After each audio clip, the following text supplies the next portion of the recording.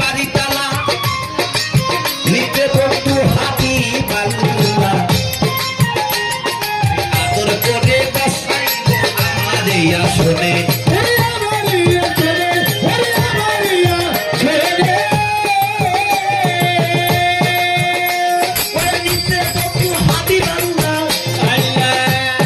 খুশি হইয়া বাড়ি তালা আদর করে বসাইব আমারই আসনে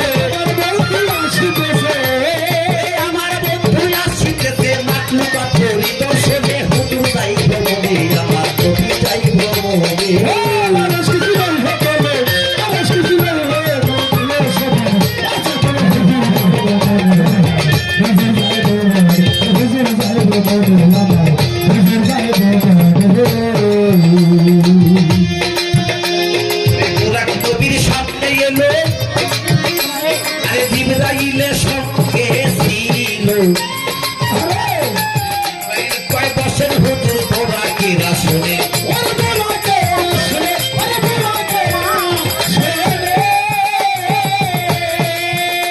আরে তোরা কি নবীর সামনে এলো জিবরাইলে দেখতে পাইলো কয় বছর হুজুর তোরা কেরা শুনে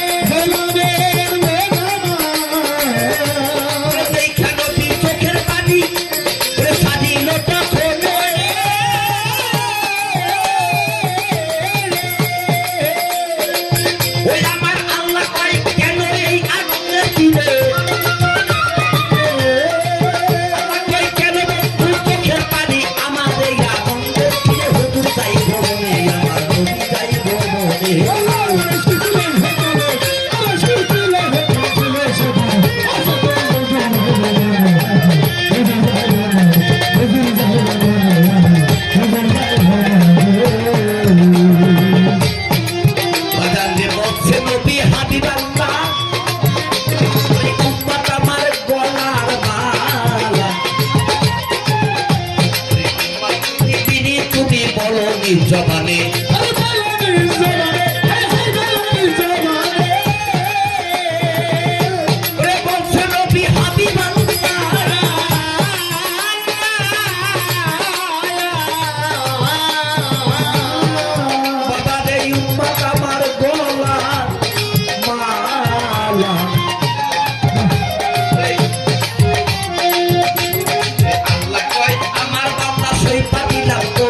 চরণে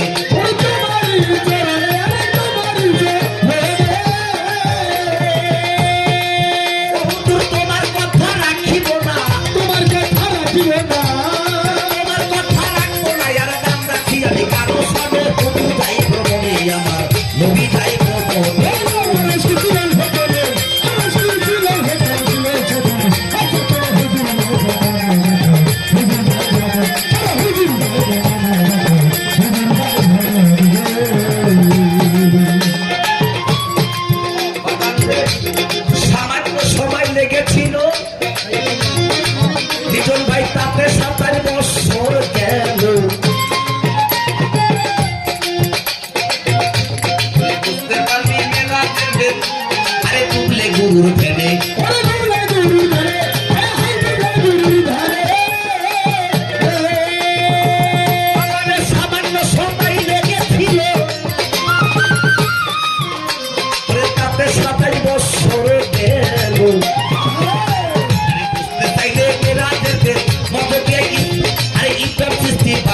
চরণে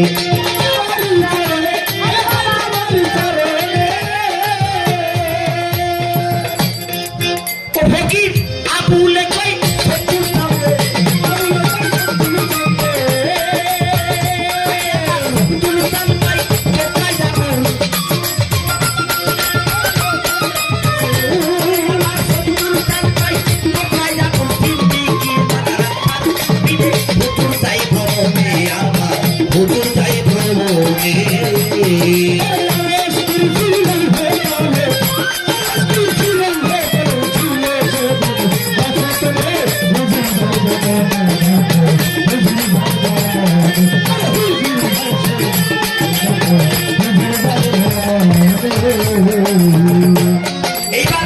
বেশ তো ভালো পাল্লা দিল আসরের ভিতরে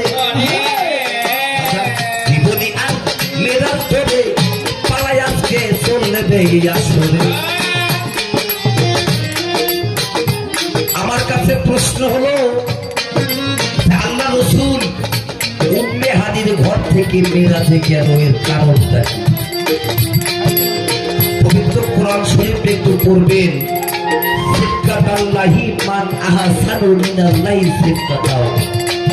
বাবা কি বললাম, এটা কোরআন আয়াত বললাম না? সিদকাতাল্লাহি মান আহসানু মিনাল্লাহি সিদকাতাও। আল্লাহ বলেন, হে মানুষ তোমরা আমার রং বিরঞ্জিত হয়ে যাও। নাকি বাবা? তাহলে আল্লাহর রং কি আছে না?